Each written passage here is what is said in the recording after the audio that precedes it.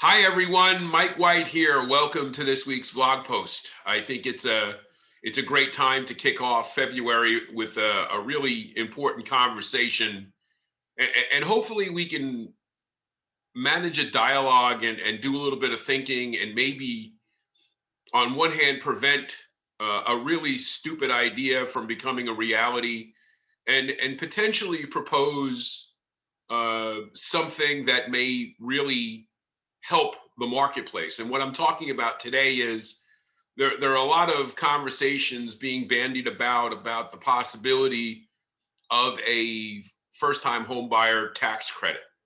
And we know we've been through this before, and it has surfaced again.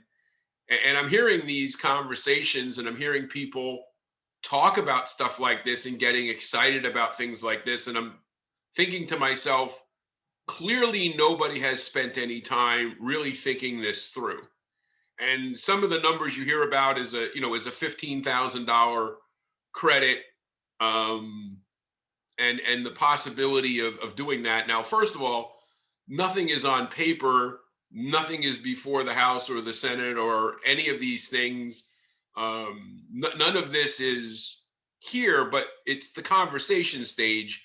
And I think it's important that we look at this in the conversation stage and try to get out in front of this, because again, it may be the single biggest idiotic idea, that the single biggest stupid thing that has hit our industry, both on the mortgage and the real estate side. It could be the biggest misread that anybody has ever had about a market. And let's get into this a little bit. And I'm going to try to remain calm, and I'm going to try to be able to get through this without losing my mind over it. But it infuriates me how people in positions of power or people who are in our industry start embracing concepts that are so nonsensical and so counterproductive. It's very hard for me to remain calm, but I'm going to do the best I can and get through it. So let's just try to walk down this path, and let's just suppose the $15,000 first time home buyer tax credit is a thing. So let kind of run past our brains in our own marketplaces and say a $15,000 tax credit for first time buyers, isn't it likely to increase the number of people who enter the market as first time buyers? And since every seller of one of those property knows that every one of those buyers has been giving an extra $15,000, do you not think that that seller wants to hold out to get every penny of that 15,000? And oh, by the way, more people entering the market. Is there anybody watching this video or sharing this or seeing this on social media that's in a market right now where we lack first time home buyers, where we don't have enough people to buy those entry level homes? Is it possible that you're in the one market that I have not heard about that is devoid of people lining up to buy houses? Because the last time I heard, most of the people in our industry have complained about what's holding this market back, or why people are taking so long to pull the trigger on buying a house, is because there is a lack of available houses that people can buy. So why would anybody propose something that would not only increase the number of people in a congested market and then raise the prices across the board on the very people who struggle the most to buy a house? I'll give you a minute to think about that. So, I get it. And to the members of Congress who think that the solution to every problem in this country is throwing money at it, let me explain to you, this is wrong. We need Congress. If you want to spend money on a problem, how about educating children in the schools with financial literacy? How about teaching people credit awareness? How about getting out there and talking to people about responsibility and training them to realize that they can make their own money. And let's be honest, okay? Let's be brutally honest. Anybody who wants to buy a house, who's making multiple offers and waiting 2, 3, 4, 5 months or longer to try to get an offer accepted, those families of four who are trying to get that entry level property, why in God's green earth are you not out there working a part-time job? Two people working a part-time job and banking some money, maybe 1,000 or two a month. Now, that doesn't improve your income level for qualification, but it improves your cash flow. And by the way, that family of four, you've received thousands and thousands of dollars in stimulus money. You're also going to receive more thousands and thousands of dollars in stimulus money. You're also probably going to see a tax refund in the next few months. By my quick calculations, an average family of four in the last 6 to 8 months, in the next month or two, if they were working part-time jobs and banking 1,000 to a month, and if they put in the bank the stimulus money, they'd have $20,000 to $25,000. $20,000 to $25,000. Their own money that they were already given. We don't need another 15,000. They just needed to save and put together and earn the money that they can earn. If you want to buy a house, come up with the money. There's already plenty of programs. First-time home buyer programs, FHA, VA, USDA, bond programs, down payment assistance. There are all kinds of programs. If you want to buy a house, you can do the work to buy the house. And oh my God, there I said it. I used the 4-letter word that everybody in this country is afraid of. Work. Get the hell out and go to work. Bank the damn money. Go out there and earn it. Now, to those members of Congress who I still haven't convinced that this is a stupid idea and they feel like they have to spend the money anyway, how about we do something that might just help?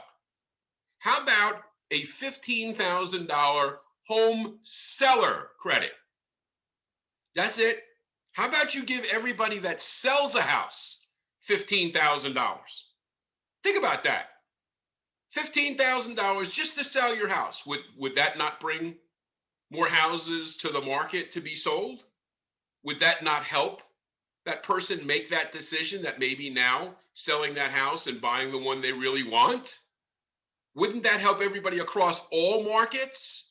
Because let's be honest, those people selling those first-time houses got to go somewhere, and they're probably trading up. Well, that you're only going to exacerbate the problem. And as we see in some markets right now, there are sellers out there who are having trouble. They'd sell their house, but they're in fear. They're in fear that if they sell their house, they will not be able to find a house to buy, or they will not be able to cover the expenses of a short-term rental or putting their furniture in storage. And they're afraid of that situation. So what happens? They don't list their house. They don't sell their house. They don't move up. They don't make their past house available. They don't keep the chain moving. That $15,000 would help. Oh, and by the way, all the brilliant politicians who thought letting renters not pay their rent and saying it's okay without enforcing the fact that most of the people who stopped paying rent during coronavirus didn't lose their jobs. Many of these landlords are sitting there not collecting rent on rental properties to people who are still going to work, still making a living, or working from the very property that they're not paying rent on. What if that $15,000 credit could go to those investors and help them sell those houses to get out from under people who either are not paying, and quite possibly, maybe some of those properties go from being investment properties to owner-occupied properties. Maybe those rental units become available to people who would like to buy them and take care of them and improve them and live there and take part in the community.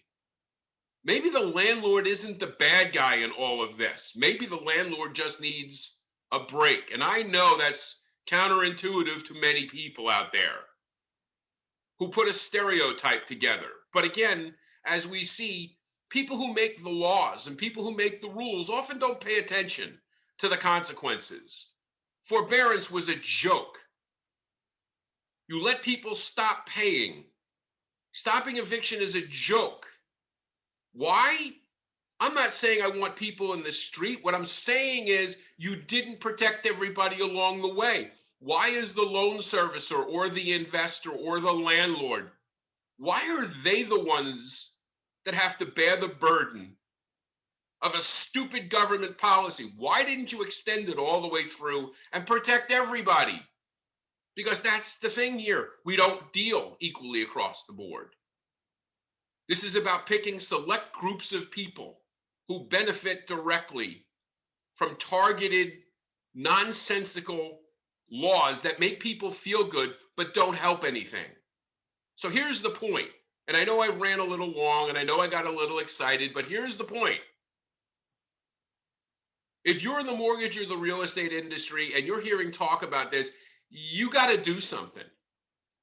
Send an email to your congressman and your senator. Talk to your local board of realtors. Talk to the National Association of Realtors. Talk to the Mortgage Bankers Association. All the money spent lobbying by these firms that you guys pay dues for. And they lobby and lobby and lobby and lobby for so many stupid things. How about we lobby to make sure there is no first-time home buyer tax credit? And if the government wants to spend money to really help out housing and the mortgage arena, and oh, by the way, the actual people in this country, maybe a home seller credit for everyone who sells a house of 15 grand might help things. If you're a member of Congress or you're on the staff, and I know some of you follow this, you want to reach out to me and talk about this? You want to get some insight from somebody who has experience with people on the ground doing this every day, as opposed to people in Washington who have no idea what the hell is going on in the real world? Reach out, pick up the phone, call me, let's walk through it.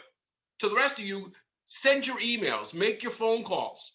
Get in front of these elected, quote unquote, representatives and say, this idea in this environment of bringing what, more buyers in here and raising the entry level prices?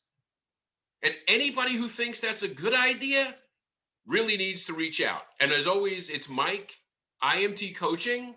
I'd be happy to talk to you about it. But to share this message, get a discussion going, get back to your leaders, talk to your representatives, all of your organizations, because I'm telling you right now, if you think this market is not frustrating enough and would like it to be more frustrating, great. Then maybe you want to support a home buyer's tax credit. But if you want to actually help improve things, either leave everything the hell alone and let the market sort it out, or help the people who could really make a difference and use that credit toward people who are selling houses. I hope that you guys see the value in this message. We'll talk to you again next week.